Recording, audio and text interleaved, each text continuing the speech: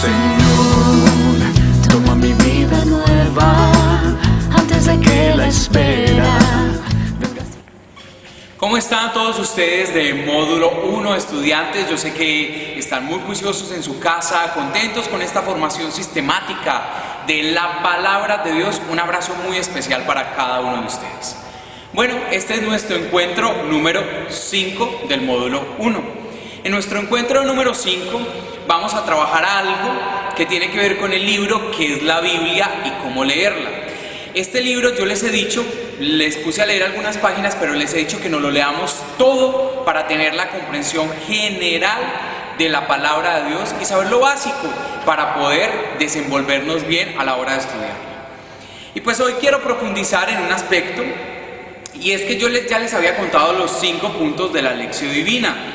El punto número 1, pedir Espíritu Santo. El punto número 2, lectura del texto en su contexto. El punto número 3, meditación, ¿qué me dice el texto? Punto número 4, oración, la respuesta que yo le doy a Dios. Y punto número 5, contemplación, ¿a qué me comprometo?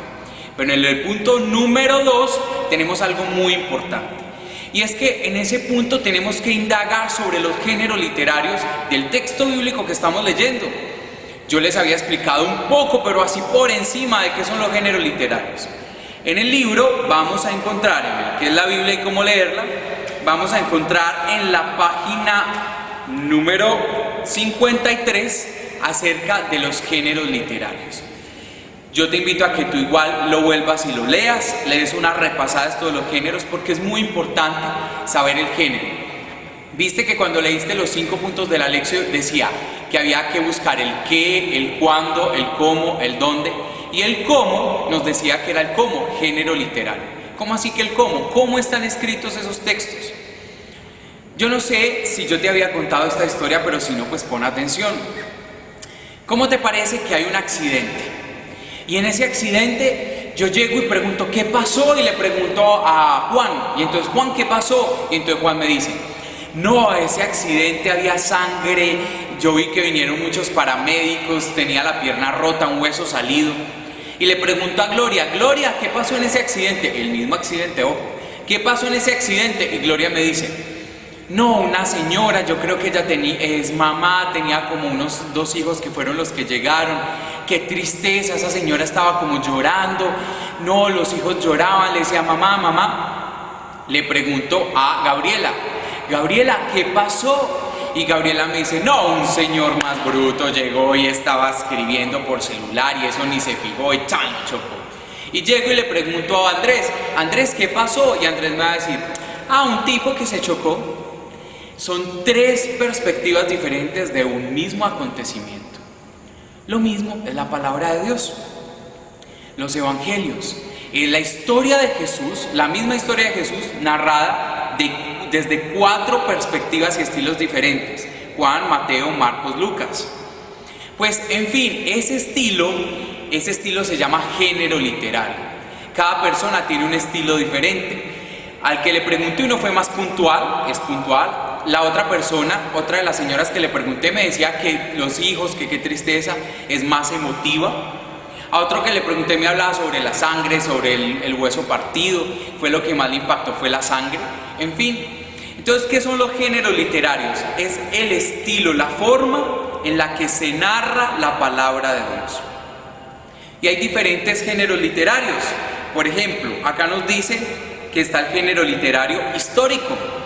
Histórico quiere decir que tiene una línea de tiempo, que está escrito en línea de tiempo. Por decir, Juan Pablo II nació en 1600, tananá, murió en 1700, tananá, algo así. Y entonces, ¿qué nos va dando? Nos va dando una línea de tiempo, un paso a paso de lo que más o menos trata la historia. Eso quiere decir un género histórico. Y acá poner el ejemplo de leer 1 Samuel 16 del 1 al 13, donde vamos a ver que nos hablan son de datos históricos. El género histórico lo detectamos pues porque tiene datos, porque tiene muy marcados los tiempos, porque va en una línea va como en un estilo lineal. Empieza con algo, sigue con algo, luego, y el tiempo va marcando ese género histórico. A veces se hace pesado porque son muchos datos. Entonces, vas a ver que también en Segunda de Reyes dice, El rey Tananá reinó en tal año, en tal fecha, en tal castillo, en tal palacio. El rey Francisco, por decir algo, reinó en el año 800, así. Son puros datos históricos. Ya luego tenemos el código legislativo. ¿Qué son el género código legislativo? Este género es un código que nos habla sobre leyes, normas que se deben cumplir. Acá nos pone el ejemplo de leer Éxodo 20 del 1 al 17, pero yo te diría que por excelencia el libro que tiene mucho género de código legislativo es el libro de Levítico. Levítico es el libro de las normas, de las leyes. ¿Cómo así que código legislativo? Allí en Levítico nos hablarían, por ejemplo, porque la mujer cuando está en su periodo de menstruación no puede ir al templo, nadie la puede tocar, porque los leprosos nadie los puede tocar. También nos hablan en este género, pues porque las mujeres no entran al templo, o qué penalidad tienen los hombres que pues le son infieles a sus mujeres, o las mujeres que le son infieles a los hombres. Bueno, puntos suspensivos. ¿Qué pasa con el adulterio? Son leyes. Como cuando te digo, la constitución política de Colombia, pues Levítico es la constitución política del pueblo de Israel. Ese es el género código legislativo. Si tú no sabes este género, a ti te quedará muy difícil entender cosas, incluso del Nuevo Testamento. Por ejemplo, te quedará difícil entender qué significaba que Jesús le hablara a la samaritana sobre los muchos maridos. No sabrías qué significa que una mujer como la hija de Jairo muera a los 12 años. No sabrás, por ejemplo, qué significó que el samaritano hubiera tocado a un hombre casi muerto. No sabrás, por ejemplo, qué significa que la hemorroísa hubiera tocado a Jesús. En cada uno de estos textos bíblicos que yo te cuento, detrás de ellos hay un fondo que tiene que ver con la legislación política de Israel. Por ejemplo, si te tocaba una mujer a ti, esa mujer tenía un flujo de sangre y llevaba 12 años como la hemorroísa con el flujo de sangre. Eso quería decir que tú quedabas impuro. Es más, habían las creencias de que podrías quedar impuro por el número de años que lleva la persona sangrando. O sea que Jesús quedaría impuro por 12 años. ¡Wow! ¿Cierto? ¿Y esto cómo se da cuenta uno? A través de los códigos legislativos de Israel, que donde aparecen en el Levítico, que el Levítico tiene un género de código legislativo. También aparece el género literario de las oraciones, que son oraciones de petición, de alabanza, en fin. Oráculos proféticos. Me han preguntado por este oráculo profético. Santiago, ¿qué es el género de oráculo profético? Resulta que en la antigüedad no decían el nombre de Dios, porque el nombre de Dios era el nombre innombrable, porque nadie era digno de nombrarlo. Entonces, cuando yo llegaba y te decía, mira, tú vas a quedar en embarazo, oráculo del Señor. ¿Eso qué quiere decir? En el nombre de Dios. Oráculo significa que algo que te estoy diciendo te lo digo en el nombre de Dios. ¿Ves? Entonces, esos son los oráculos. Y todos los oráculos tienen que ver con profecías. ¿Las profecías son adivinaciones? No son adivinaciones. Un científico podría acá estarnos hablando diciendo, bueno, yo les digo que más o menos en unos 20 años la gente no podrá salir a la calle mostrando su piel, sino que tendrá que salir con guantes, con una máscara especial, porque la capa de ozono estará tan deteriorada que quemará la piel de todo el que tenga un contacto directo con el sol. Entonces nosotros diremos, ¿cómo? Eso podría ser una profecía, no porque sea divino, sino porque la ciencia, el estudio científico puede ir determinando que si seguimos contaminando el ambiente como lo estamos contaminando, la capa de ozono pues podría dañarse más y nos podría hacer mucho más daño. Recordemos que el profeta anuncia lo bueno, denuncia lo que no está bien. Ese es el oráculo profético, anunciar y denunciar en el nombre de Dios. ¿Ves? Ya puedes detectar algunos oráculos en el Antiguo Testamento. Acá nos ponen a leer Ezequiel, justo un profeta, claro está. Ezequiel 37 del 1 al 14. Allá aparece el género oráculo profético. Poemas de amor, esto ya lo expliqué. ¿Te acuerdas cuando te dije que en el Cantar de los Cantares se le decía a la mujer, tus pechos son como 2 cocos? Entonces uno decía, pero ¿cómo así que son como 2 cocos? Pues son analogías, así funciona la poesía. Hermosa mía, tú eres como el esmalte que cubre la madera, brillante. Y uno dice, pero como que el esmalte, ¿ves? Eso es un lenguaje poético. También están las parábolas. Esas son más fáciles de identificar, el género de parábola. Jesús hablaba mucho en este género: la oveja perdida, el dracma perdido, el grano de mostaza. Bueno, hay varias parábolas. También están las cartas, que esto nos referimos más a Pablo. Los refranes, ¿qué son los refranes en la palabra de Dios? Cuando hablamos de refranes, nos están hablando por lo general de Proverbios, Eclesiástico, o Sirácida, Eclesiastés. Los refranes son palabras llenas de sabiduría. Cuando yo te digo, hijo de tigre, muy bien, sale pintado. O cuando yo te digo, por ejemplo, ojo con ojo, diente por diente. Esas son frases típicas, pero que tienen un mensaje de fondo, una enseñanza. Pues bien, así son los libros refranes, que tienen el género de refrán. Son libros que tienen sabiduría y que tienen frases. Por ejemplo, el que más conocen, que está en Eclesiástico, creo, que dice: un amigo vale más que un tesoro. El que ha encontrado un amigo ha encontrado un tesoro, ¿viste? Ese es un género refrán. Yo creo que ya me estás entendiendo esto de los géneros literarios.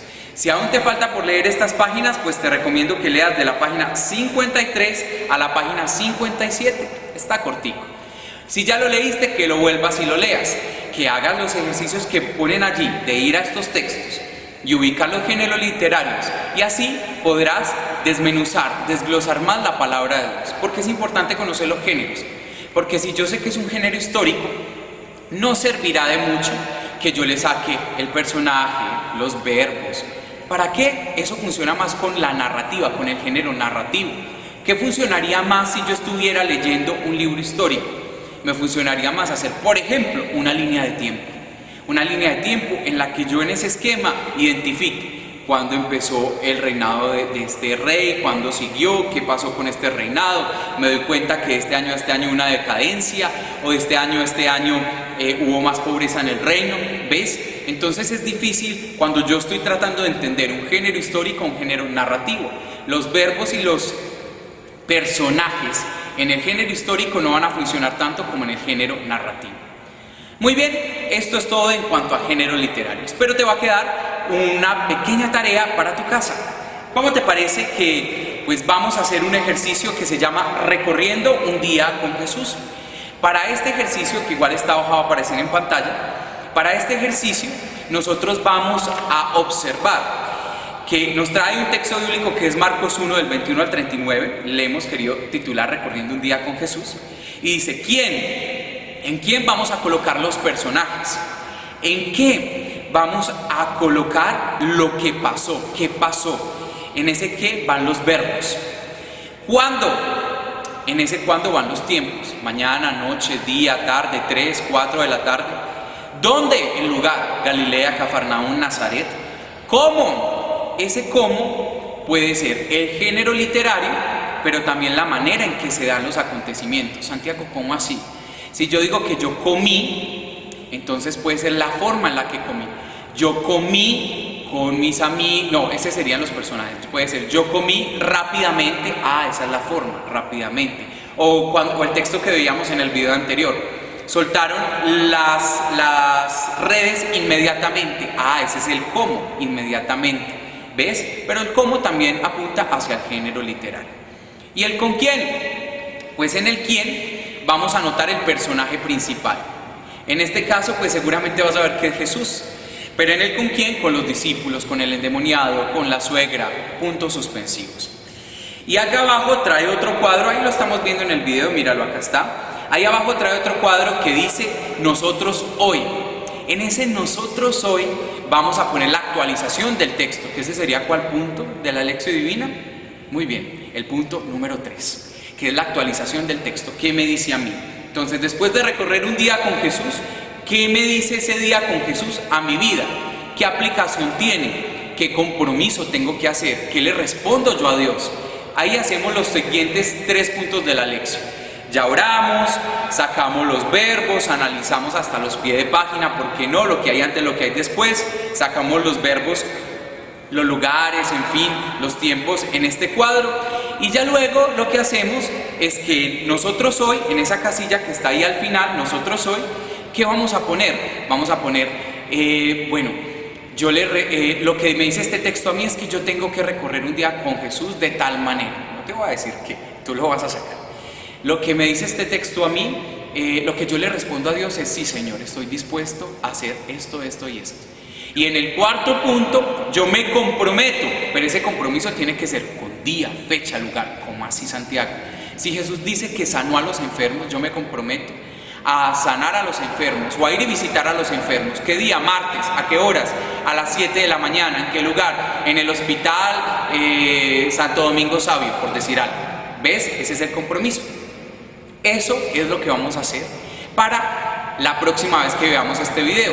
En el próximo video yo tomaré el cuadro ya realizado y haré algunas observaciones de él. Buena marcha en este trabajo de Lección Divina. Sigue módulo 1, porque la palabra de Dios siempre llena nuestro corazón y es la única que sacia nuestra vida. Dios los bendiga. Llévame donde los hombres necesiten tus palabras, necesiten ganas de vivir. Donde falte la esperanza, donde falte la alegría, simplemente por no saber de ti.